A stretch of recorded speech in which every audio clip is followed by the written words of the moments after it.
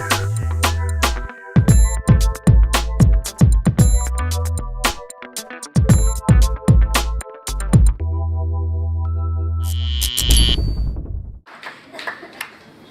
feel like I should reach into my pocket and take out some money and pay these guys for all these nice words. If it's okay, I'm going to push this away. Kevin knows me well enough to know my voice carries, and I don't really need a microphone. First off, I need to say this. I'm proud of you. What a long way you've come.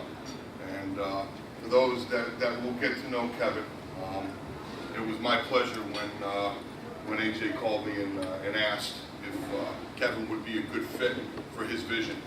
And I'm really thrilled that the two of them have kind of connected and have developed a relationship, and I think it's something that will really propel this group to do some great things. So thanks for your vision, thanks for your trust in him, and thanks for the great introduction and our time together.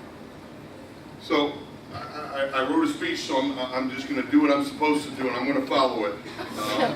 My wife told me I'm much better when I stick to the plan, so I'm going to stick to it. So good evening. Thanks to Titanium Lacrosse. Thank you to AJ, to Kevin. Thanks so much for allowing me to share in your group's very special night, your first one. It's a pleasure to be included in these festivities.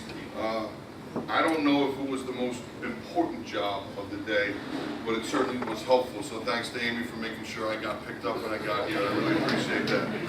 It is the first day that I have had an enjoyable, restful Saturday afternoon. I actually watched a full football game today, so I thank all of you for that. It's been great. I thought a lot about what I wanted to discuss with you, and I've always said this. Normally, when I'm asked to do a speech, you say yes, you think about what you might talk about, and then everyday life continues, and you're involved in so many different things. You get forgetful, you move on, and then all of a sudden it starts to creep up on you, and you realize, I need to go speak to these folks, and I need to do a good job. What's my message going to be? And I've always been a big believer that there's got to be some kind of message. So I thought a lot about our team and what we've been talking about.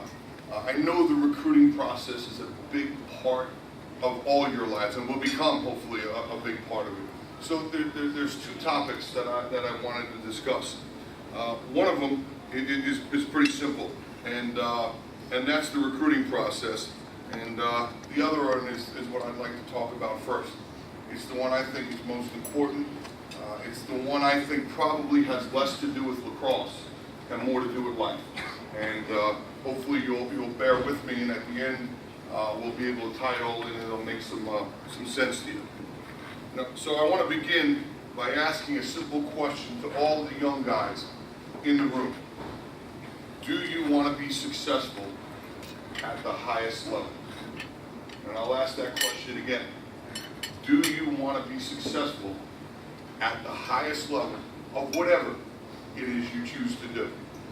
So, before you answer that, and I'd like you to think about it for a second, I want you to think about what that would mean to your coaches and to your parents, and how they would measure successful for you, okay? So, while you're quietly thinking about that in your mind, there's one more thing I want you to think about.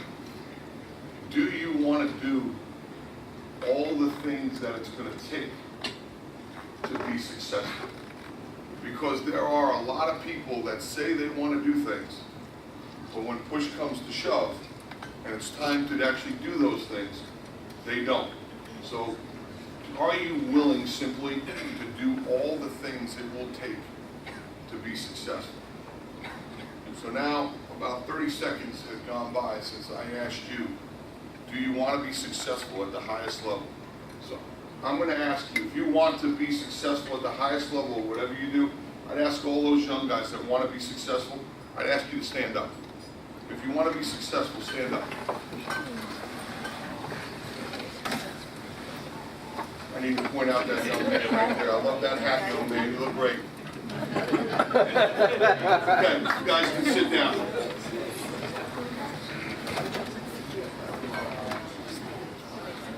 So, in September, we got together as a team for the first time. Every year, we bring our team together, and as Kevin began to kind of tell you, we don't consider ourselves a team, we consider ourselves a family. At the end of every huddle, the word is family. At the end of every game, the word is family. I think many of you probably, at the end of a game, get together and you rah-rah and you say the other team's name. Not us. First of all, I won't say the other team's name. That's number one. Especially if they've beaten us. Number two, it's family. So that's how we end everything that we do at Hopkins. And that's the goal, is to try to develop a family. Well, when we got together in September, we got together after probably the roughest year that I've had as a head coach at Johns Hopkins University. It's the first time in 41 years that Johns Hopkins Lacrosse has not made the NCAA playoffs. So I'm really not sure why you asked me to come out here. But thanks anyway. As you can imagine, it makes for a rough summer. A lot of opinions. We all live in a very small world, this lacrosse world, and there was a lot of soul searching. And when we got together as a team for the first time, I swore we would not talk about last year. We would move forward. We actually didn't sit and talk about how we weren't going to talk about last year. So I asked our guys to do one simple thing. I said, last year happened. We all know what happened. We all know how it ended. And now we're going to move on. I'd appreciate it if you don't talk about it. And if someone does, you say, last year's over. We're here to move on. So that was one thing I asked of our team. The next was the same exact question that I've asked every young man in this room. I asked our guys, do they want to be successful at the highest level of Division I lacrosse? And to a man, every young guy stood up, and we've got some pretty big fellas, and they looked me straight in the eye, and they all said, Coach, yes, we want to be successful at the highest level. Now, that may seem rather impressive to you guys. It's not impressive to me.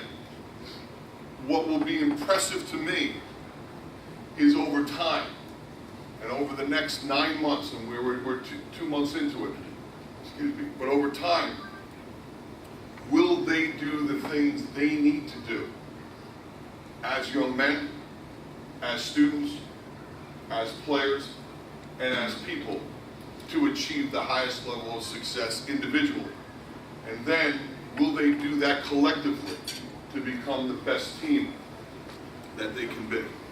So, my measure of their answer won't come till Memorial Day. Okay, now I'm not a guy that measures success by wins and losses. I don't believe that's the only way to measure success. I think too often in athletics, that's the only way people want to measure success. I disagree. I disagree. Okay? We've got guys that have graduated that haven't won national championships, and they have been tremendously successful. I got one sitting right in front of me. And if I could do one thing for him, I'd give him my ring tomorrow, because I know how much it meant to him. But success is measured in different ways for different people.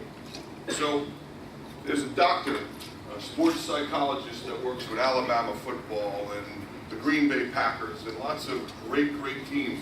And his name is Dr. Kevin Belko. And the question has come up, how do you achieve successes at the highest level? And I'm going to give you a short one word answer. And it's a 4-letter word. And it's not the 4-letter word you guys think. It's called grit. That's right, it's called grit.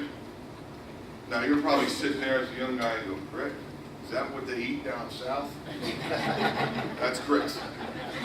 This is grit.